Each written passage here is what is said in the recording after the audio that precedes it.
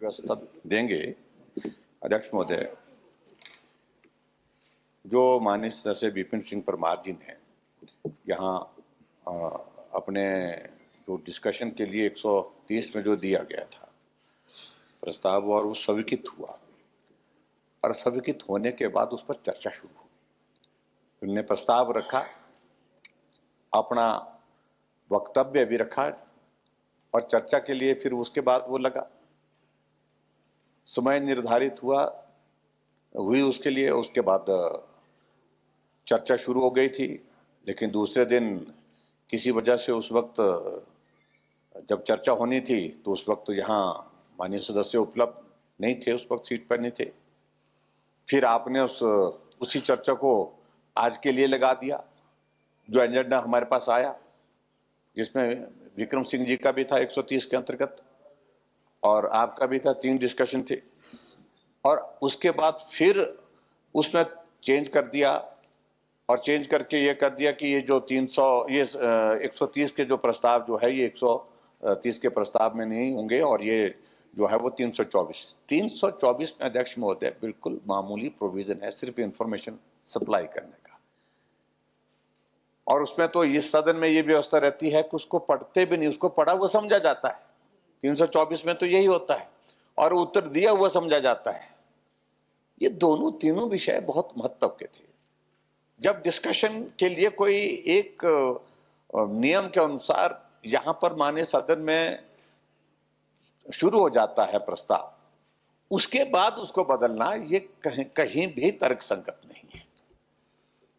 मैं इस बात को समझ सकता हूं, आप उसमें समय कम निर्धारित कर सकते थे कि भाई थोड़ा शॉर्ट करना है, लेकिन उसको बिल्कुल ही बदल देना, इसमें तो उसकी तो स्पिरिट ही खत्म होगी। इतने महत्वपूर्ण विषय, और उस विषय पर बिना चर्चा के ही उसको हम समाप्त कर रहे हैं, ये होता नहीं है। ये कभी मैंने देखा नहीं 130 के नोटिस को 324 में कन्वर्ट करते हुए।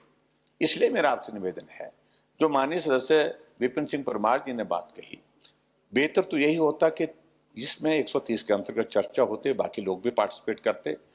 इफ एट ऑल अगर ये सिचुएशन है कि इस पे चर्चा नहीं करनी है, तो इसको कम से कम कन्वर्ट मत करिए, इसको लाइव रखिए, ताकि इसको हम अगले सत्र पे उठा तो सके।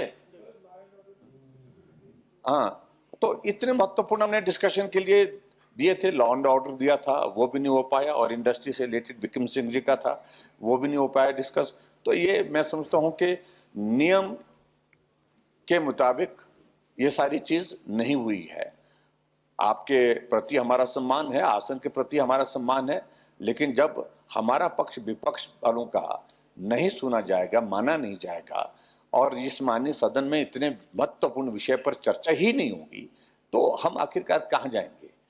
तो ऐसे में मेरा आपसे यही निवेदन है कि आपका संरक्षण चाहिए, इसकी व्यवस्था जो आप दें, और किस प्रकार से इसको कर सकते हैं। लेकिन this happened for the first time, हमने कभी देखा नहीं कि 324 में कन्वर्ट कर दिया 130 को, ये पहली बार हमने देखा। अध्यक्ष महोदय, बिल्कुल सही बोला आप।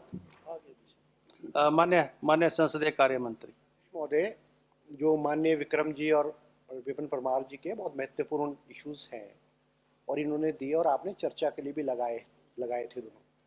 विपिन परमार जी ने विस्तृत रूप से अपनी पूरी जो बात है वो सदन के अंदर रखी, मगर सैटरडे को जब आपने इसको दोबारा से सदन में रखा, तो विपिन परमार जी जो है, माननीय सदस्य विपिन परमार जी सदन में उपस्थित नहीं थे। जब सदस्य उपस्थित ही नहीं है तो मंत्री किसको जवाब देगा।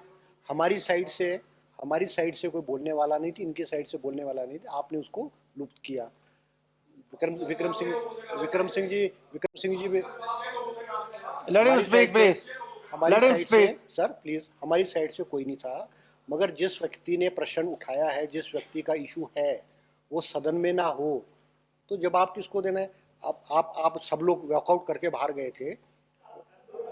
Please let the honourable minister से। आप बाहर गए थे, आप में से बाकी सदस्य नीचे नारे मार लेते, 2 ये रह जाते। जब आपका इशू होता, आपका इशू सदन अध्यक्ष महोदय ने जब किया तो आप उसको उठा ले।